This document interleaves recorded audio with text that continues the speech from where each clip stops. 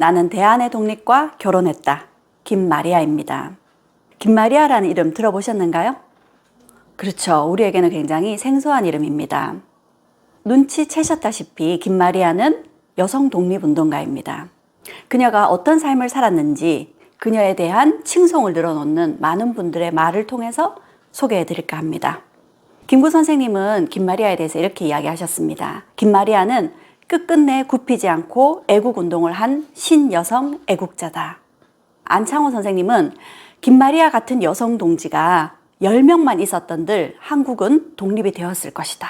이렇게까지 극찬을 하셨습니다.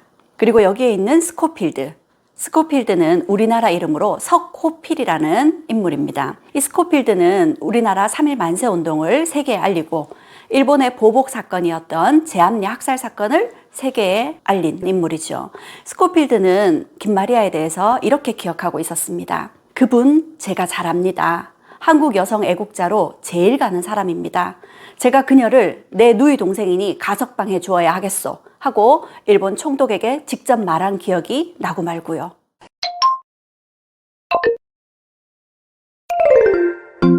이 세 분의 이야기를 들어보면 김마리아는 우리가 잘 몰랐던 분이지만 대단한 분이다 라는 걸 짐작할 수 있을 겁니다. 여기 서대문 형무소의 모습입니다. 서대문 형무소 그러면 떠오르는 사건이 3.1 만세운동이죠. 서대문 형무소의 8번 방에 유관순 열사가 있었다면 그 옆 5번 방에 김마리아 지사가 있었습니다. 그럼 지금부터 김마리아의 삶을 쫓아가 보겠습니다. 김마리아는 1892년 황해도의 소래마을 김참판댁 셋째 딸로 태어났습니다. 소래마을이라 그러면 한국인이 교회를 처음 세운 곳입니다. 그리고 김마리아의 부모님 역시도 교회를 다니시는 분들이었습니다. 김참판이라 그래서 주위 사람들에게 존경을 받는 분들이었고요. 무엇보다 만석군 집안이었습니다. 굉장한 부자였죠. 그런데 김마리아는 위로 언니 둘, 이렇게 부모님은 딸만 셋 두었습니다. 만석군 집안이니 돈이 많잖아요? 그러면 딸밖에 없으면 첩을 드릴 수도 있는 일이고 또 양자를 드리는 것도 그 당시에는 흔한 일이었습니다. 그런데 김마리아의 부모님들은 그렇지 않으셨죠. 뿐만 아니라 딸 셋을 아들 못지않게 열심히 교육을 시키셨습니다. 그뿐만 아니라 김마리아의 집안은 아주 이름난 독립유공자의 집안입니다. 많은 독립운동가들을 배출했습니다. 우선 김마리아의 셋째 삼촌은 김필순이라는 독립운동가이고요. 김필순은 우리나라 세브란스 의학학교를 1회로 졸업한 인물입니다. 그리고 첫째 고모부였던 서병호는 신한청년당의 당수였고요. 셋째 고모와 셋째 고모부인 김규식, 부부 독립운동가입니다. 김규식은 신한청년단의 일원으로 1차 세계대전이 끝나고 나서 베르사유 조약이 있을 때 프랑스로 달려가서 우리나라의 독립청원서를 전달했던 인물이기도 하죠. 제가 지난 강의 몽골의 슈바이처라고 불린 이태준 열사 강연을 할 때 여기에 있는 김필순과 김규식 선생님이 언급되기도 했었습니다. 그렇게 이름난 독립운동가의 집안에서 자랐습니다. 그런데 안타깝게 김마리아는 부모님이 일찍 돌아가셨어요. 그래서 셋째 삼촌이 있는 서울에서 학교를 다녔습니다. 유명한 민족학교였던 정신여학교를 다녔죠. 18살에 정신여학교를 아주 우수한 성적으로 졸업을 했습니다. 그런데 그 해는 우리나라가 국권이 피탈되던 해였습니다. 그러한 상황에서 그녀는 첫째 언니가 있던 광주로 가서 수피아 여학교의 교사로 생활을 시작합니다. 그리고 얼마 후 정신여학교의 교사로 다시 돌아오게 되죠. 그렇게 그녀는 독립운동가의 집안의 딸로 태어나서 민족의식을 고취하면서 성장할 수 있었습니다. 그리고 정신여학교의 교사로 있으면서 일본으로 유학을 갈 수 있는 좋은 기회를 얻게 되죠. 그녀의 동경 유학 시절의 모습입니다. 그녀를 찾기는 어렵지 않습니다. 그녀는 다른 유학생들과 달리 기모노를 입지 않고 한복을 고수했기 때문이죠. 한복을 입은 그녀 여기 있습니다. 한복을 고수했던 그녀 동경 유학 시절에 굉장한 리더십을 발휘하게 됩니다. 동경 유학생들의 모임이 있습니다. 동경 유학생 학우회가 조직이 되었고요. 그와는 별도로 동경 여자 유학생 친목회가 만들어졌습니다. 동경 여자 유학생 친목회는 그녀의 막내 고모였던 김필래가 이 단체의 회장이었습니다. 그리고 그 고모에 이어서 1917년에는 그녀가 동경 여자 유학생 친목회 회장으로 추대가 되죠. 그리고 동경 여자 유학생 친목회에서는 여자계라는 잡지를 발간하게 됐습니다. 여자 단체에서 발간한 최초의 잡지라고 보면 되겠죠. 동경 여자 유학생 친목회 회장이 김마리아 지사였다면 그 총무 역할을 신여성 나혜석이 담당을 했습니다. 나혜석은 화가로서도 굉장히 유명하고 작가로서도 굉장히 유명한 신여성인데요. 나혜석은 그 당시에 조선 여자도 사람이 될 욕심을 가져야겠소, 이런 글을 발표했다고 합니다. 굉장히 당찬 모습이죠. 그러니 동경 여자 유학생 친목회에서 얼마나 여성운동에 앞장섰는지 짐작할 수 있을 겁니다. 그렇게 한복만 고집하던 그녀가 기모노를 입은 일이 있었습니다. 일본의 눈을 피해서 기모노를 입고 일본 여자인 척하면 활동하기가 훨씬 편하겠죠. 그 당시 동경에 있는 유학생들은 28 독립선언을 준비하고 있었습니다. 그리고 김마리아 여사는 그 28 독립선언을 여자였지만 많은 사람들을 모집하면서 함께 준비를 했던 거죠. 그녀는 나라의 독립에 남녀가 따로 있느냐, 술에도 2바퀴로 가야 잘 굴러간다, 이런 생각을 가지고 있었고, 여자도 남자 못지않게 독립운동에 함께 해야 된다라는 생각을 가지고 있었습니다. 하지만 28 독립선언의 대표자 명단에는 11명의 남자 이름만 올라갔습니다. 그녀는 왜 여자는 이름을 올리지 못하느냐 하고 불만을 가졌죠. 하지만 그 덕택에 그녀는 체포되지 않을 수 있었습니다. 하지만 체포된 사람의 입에서 김마리아가 28 독립선언의 독립자금을 제공한 것이 알려지게 되었고, 결국 그녀도 체포되었습니다. 하지만 일본은 여자들은 조력자에 불과할 것이다, 이렇게 생각해서 그녀를 풀어주었습니다. 그 당시 일본 사람들이 생각했을 때는 여자들이 사회적인 문제에 목소리를 높인다? 별로 있을 수 없는 일이라고 생각했습니다. 일본이 생각보다 굉장히 봉건적이었음을 엿볼 수 있습니다. 그 덕택에 그녀는 풀려나서 아주 중요한 임무를 띠게 됩니다. 기모노를 입고 국내로 들어온 거죠. 28 독립선언 때문에 일본의 감시가 삼엄했습니다. 그래서 그녀는 이렇게 기모노를 입고 기모노의 허리띠, 이걸 오비라고 합니다. 이 기모노의 허리띠는 길이만 해도 3, 4m에 이르릅니다. 기모노의 허리띠를 조여야 옷을 여밀 수 있고 또 장식을 할 수 있는 기능도 있습니다. 이 오비를 풀게 되면 옷이 그냥 해체가 돼버립니다. 속옷이 그대로 드러날 수밖에 없게 되죠. 그래서 일본은 여자들의 오비를 풀고 감시를 하기는 쉽지 않았습니다. 그래서 그녀는 이 오비 안에 독립선언서를 숨겨서 국내로 들어오게 됐죠. 그 당시 독립선언서에는 이런 내용을 담고 있었습니다. 전 조선 청년 독립단은 우리 2천만 민족을 대표하여 정의와 자유의 승리를 얻은 세계 만국 앞에 독립을 이루기를 선언하노라. 이런 내용을 담은 독립선언서 10여 장을 민홍지라고 하는데 습자지라고 보셨죠? 이 습자지란 얇은 종이에 적어서 허리띠 안에 숨겨서 가지고 들어왔던 겁니다. 그렇게 일본의 도쿄에서부터 출발해서 시모노세키항에서 배를 타고 부산에 도착합니다. 부산에서 그 독립선언서를 백산성에서 인쇄를 합니다. 그리고 대구에 가서 독립선언서를 전달하고 만세운동을 독려했고요. 광주로 가서 그녀의 언니가 있고 고모가 있는 곳에서 역시 독립선언서를 인쇄해서 퍼뜨렸습니다. 그리고 서울로 올라가서 독립선언서를 전달했고 황해도 지역까지 가서 만세운동을 독려했습니다. 그녀가 띈 임무는 크게 2가지였습니다. 독립선언서를 국내에 전달하는 일, 그리고 만세운동에 여자들이 적극적으로 참여하게 하는 것. 그렇게 2가지 임무를 띠고 그녀는 전국을 돌아다니면서 3.1 만세운동에 불씨를 지폈습니다. 그렇게 3.1 만세운동에 불씨를 전하러 국내에 들어왔고, 그녀 덕택에 3.1 만세운동은 3월부터 5월까지 전국에서 약 1,500회에 200만 명이 만세운동에 가담했습니다. 대단한 파장을 불러일으켰고 엄청난 성과로 이어졌습니다. 하지만 그 결과 그녀는 주동자로 몰려서 체포되었습니다. 많은 고문을 받았습니다. 그 당시 그녀에게는 이런 고문이 이루어졌습니다. 일본인들이 나를 얼마나 고문했는지 물과 고춧가루를 코에 넣고 가마에 말아서 때리고 머리를 못 쓰게 해야 이런 운동을 안 한다고 시멘트 바닥에 구둣발로 머리를 차고, 그러나 내 정신은 똑똑해서 너희가 할 대로 다 해라. 그러나 내 속에 품은 내 민족, 내 나라, 사랑하는 이 생명만은 너희가 못 빼내리라 하고 생각했다고 합니다. 그녀는 최고의 엘리트였습니다. 일본 경찰들은 똑똑한 여자는 필요 없다고 그녀의 머리를 구둣발로 차고 대나무로 그녀의 머리를 끈질기게 때렸습니다. 그로 인해서 그녀는 한쪽 고막이 나갔고 귀 속과 코 속, 그리고 미간에 고름이 차이는 고질병을 얻게 되었습니다. 그 고문으로 인해서 죽을 때까지 고생을 하다 돌아가셨죠. 하지만 증거가 불충분해서 5개월 만에 풀려났습니다. 그렇게 모진 고초를 겪었지만 이후 그녀는 오히려 독립운동의 주체로 앞장을 섰습니다. 3.1 만세운동에 끌려간 독립운동가들, 그리고 그 남은 가족들을 돌봐주는 역할을 하고요. 많은 사람들을 독립운동으로 이끌기 위해서 대한민국 애국부인회라는 단체를 만듭니다. 그리고 그 단체의 회장을 맡았습니다. 이 단체를 만들면서 이들은 이런 생각을 가지고 있었습니다. 우리 부인들도 국민 중에 한 분자다. 빼앗긴 인권을 찾고 빼앗긴 국권을 회복할 최대의 목적을 향해서 우리 부인들에게는 오직 전진만이 있을 뿐이다. 굉장히 신념에 차 있는 말인 것 같습니다. 그렇게 대한민국 애국부인회는 전국에 15개의 지부를 두고 회원만 2천여 명이 넘었습니다. 그리고 이들은 불과 한 달 만에 6천여 원을 모금을 해서 상해 임시정부에 전달했습니다. 그렇게 이들 대한민국 애국부인회는 전국적인 비밀 결사 조직으로 확대되어 갔습니다. 그런데 이 단체의 활동은 그리 오래 가지 못했습니다. 배신자가 나왔기 때문이죠.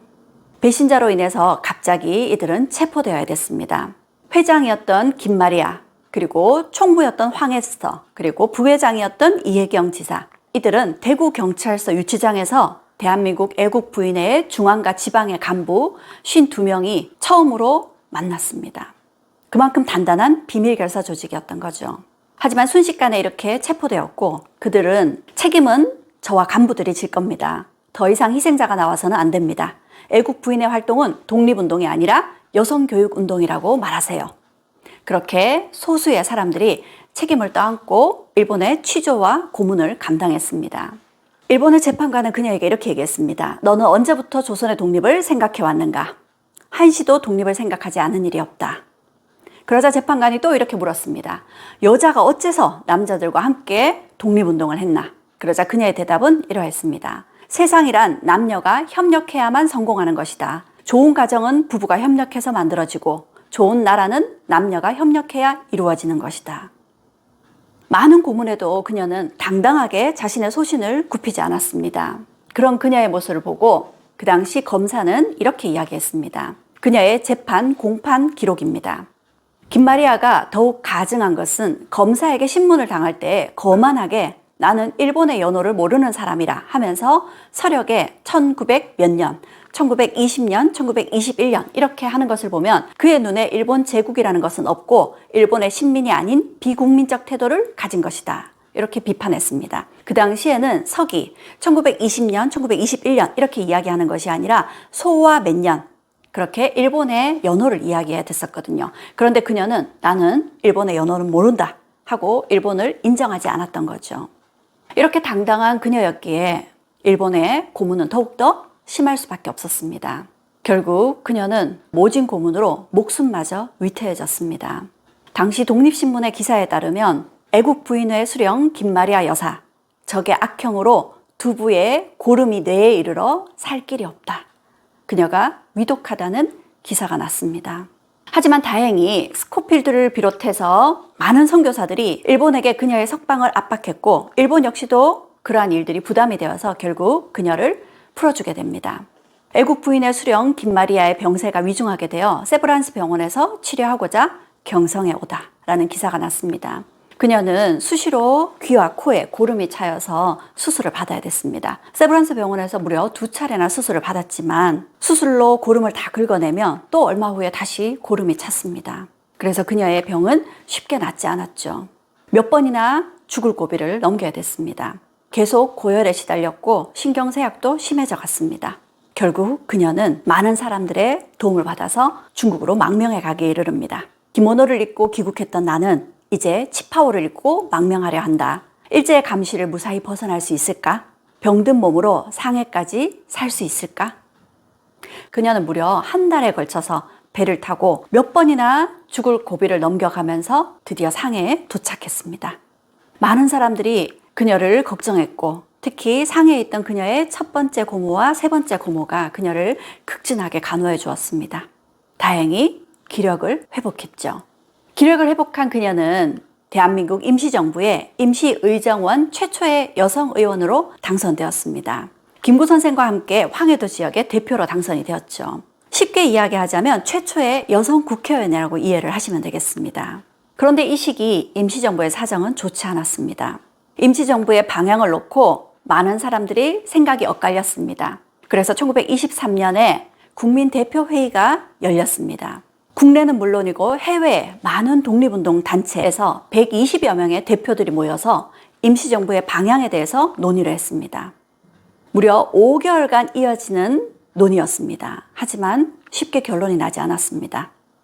신채호 선생님을 중심으로 한 일부 세력들은 창조론이라 그래서 새로이 임시정부를 만들자고 이야기를 했고요. 반대로 안창호 선생님을 비롯한 몇몇 이들은 개조론이라 그래서 임시정부 방향을 바꾸자고 이야기를 합니다. 그녀 역시도 안창호 선생님과 뜻을 같이 했습니다. 국내의 국민들이 상해에서 정부가 수립되었다는 말을 듣고 모두들 기뻐하면서 금전도 아끼지 않고 적의 악행에도 무서워하지 않았습니다. 간혹 외지에서 정부를 반대하던 자들도 국내에 들어와 모금을 할 때는 모두 임시정부의 이름을 팔아야 할 정도입니다. 또한 적이 상해 정부가 몰락했다고 선전을 해도 국민들은 믿지 않습니다. 이처럼 대한민국 임시정부는 다수의 국민들이 믿고 따르는 정부이므로 잘못된 것은 고쳐서라도 이 정부를 중심으로 우리가 뭉쳐야 됩니다.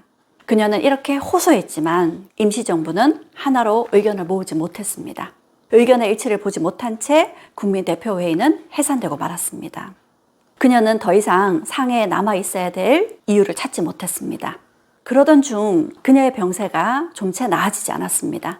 많은 사람들이 그녀를 걱정했습니다. 특히 안창호 선생님이 그녀를 많이 걱정했죠. 그래서 안창호 선생님은 김마리아 지사에게 중매를 제안했습니다. 건강이 좋지 않으니 곁에서 누군가가 보살펴주면 좋겠다 하고 결혼을 제안했죠. 그런데 김마리아 여사는 고문으로 피폐해진 몸을 가지고 결혼을 하는 것이 내키지 않았습니다. 그런데 그런 김마리아 지사도 관심 있었던 남자가 있었습니다. 그 당시 국민대표회의에서 사회주의 계열의 활동가였던 김철수라는 사람에게 호감을 느끼고 있었습니다. 그러한 것을 눈치챈 주위의 분들이 김철수와의 혼인을 제안을 했었죠. 김철수 역시도 김마리아 지사에게 관심이 있었습니다. 김철수는 국내에 부인이 있었습니다. 그래서 그 역시도 김마리아 지사에게 호감이 있었지만 결국 그는 그 결혼을 받아들이지 않았습니다. 왜냐하면 김마리아 그 사람은 애국 부인의 회장이다. 그런데 나한테 시집 오면 첩이 된다. 조선이 낳은 혁명 여걸이었던 그녀를 한낱 첩으로 만들 수는 없었던 겁니다. 그녀는 더 이상 상해에 남아있을 이유를 찾지 못했고 미국으로 떠나게 됩니다. 그렇게 그녀는 3.1 만세운동에 불씨를 전달하고 모두가 인정하는 조선의 혁명 여걸이 되어서 이제 더 큰 세상으로 나아가게 됩니다. 그녀는 우리가 힘을 가지려면 여성도 공부를 해야 된다 라는 생각을 가졌고요. 조국 독립을 위해서 실력을 쌓아야 된다고 생각하고 독립이 설치될 때까지 우리 자신의 다리로 서야 하고 우리 자신의 투지로 싸워야 된다. 이렇게 많은 여성들을 독려했습니다. 그녀는 미국의 파크 대학을 졸업했고 시카고 대학에서 학위를 받았습니다. 그리고 미국에서 많은 여성들을 독립운동으로 이끌었을 뿐만 아니라 여성운동에도 앞장을 섰죠. 그녀가 만든 단체가 근하회였습니다. 이 근하회를 중심으로 미국에서 역시 독립운동을 지원해 주었죠. 그런데 여기에 있는 그녀의 얼굴을 한번 보세요. 어떤가요? 많은 고문에 온몸이 만신창이가 되었습니다. 수시로 귀와 코에 고름이 들어차서 고통스러웠던 몸이었어요. 그런데 표정이 그 누구보다도 당차고 밝지 않나요? 저는 그 표정에서 그녀의 정신력을 읽을 수 있는 것 같습니다. 나는 평범한 삶을 포기한 지 오래입니다. 비록 족두리는 쓰지 않았지만 결혼한 거와 다름없죠. 무슨 말이냐고요? 일본인 재판관이 현모양처가 되라고 했을 때 나는 대한의 독립과 결혼하기로 했으니까요. 그렇게 그녀는 대한의 독립과 결혼해서 대한의 독립을 위해서 한평생 불꽃 같은 삶을 살았습니다. 그녀는 보통의 여성들과 달리 더 큰 세상으로 나아가서 나라의 독립운동에 그리고 여성운동에 앞장섰던 거죠. 그리고 드디어 대한민국 애국 부인의 사건의 공소시효가 만료되었습니다. 그녀도 국내로 귀국할 수 있게 되었죠. 그녀는 국내에서의 독립운동을 위해서 귀국했습니다. 하지만 대한민국 애국 부인회에서 활동했던 그녀의 전적 때문에 일본의 감시는 계속되었습니다. 결국 그녀는 마르타 윌슨 여자신학원에서 학생들을 가르치면서 종교를 앞세워서 일본의 눈을 피해 독립운동을 해야 됐었습니다. 학생들에게 독립의식을 고취시키고요. 계몽운동에 앞장섰고 무엇보다 여성운동에 앞장을 섰습니다. 여성 전도회를 이끌면서 2만 7천여 명의 많은 사람들의 리더가 되었습니다. 그리고 여러 가지 독립운동을 했는 것은 물론이고 특히 신사참배에 거부하면서 앞장서서 독립운동을 했었죠. 그러다 그녀는 고문의 후유증으로 건강이 악화되어 1944년 3월 13일 눈을 감았습니다. 1년여 후에 있을 광복을 보지 못한 채 안타까운 죽음을 맞았죠. 그녀의 마지막 유언은 화장해서 대동강물에 뿌려달라는 거였습니다. 그녀의 불꽃 같은 삶은 그녀가 다녔던 그리고 그녀가 교사로 있었던 정신여학교의 김마리아 기념관에 가면 만날 수 있습니다. 그리고 이곳에 가면 그녀의 소중한 유품을 볼 수 있습니다. 그녀가 남긴 저고리입니다. 그런데 그 저고리의 앞섭을 한번 보시겠어요? 앞섭의 좌우가 다릅니다. 그녀는 일본에 의해서 인두로 오른쪽 가슴이 찢어지는, 그래서 오른쪽 가슴을 절개해야 되는 고문을 받았습니다. 그로 인해서 저고리를 만들 때 앞섭의 좌우의 길이를 다르게 해야만 입었을 때 똑같이 보이는 거죠. 그런 그녀의 저고리는 그녀가 어떤 삶을 살았는지를 잘 보여줍니다. 그녀는 이렇게 이야기했습니다. 생이 다하는 날까지 나에게 맡겨진 의무를 다하는 것이 내 소원입니다. 그리고 그녀는 당신이 소원하던 대로 그와 같은 삶을 사셨습니다. 1962년에 건국훈장 독립장이 추서되었습니다. 그녀는 왜 이런 삶을 살았던 걸까요? 그 당시 시대의 요구를 외면하지 않았기 때문입니다. 그러면 우리는 어떤가요? 이 시대가 우리에게 요구하는 것이 무엇일까요? 이런 생각을 해보셨나요? 오늘만큼은 이 시대가 우리에게 요구하는 것이 무엇인지, 그 요구에 답할 준비가 되셨는지 한번 생각해 보셨으면 좋겠습니다.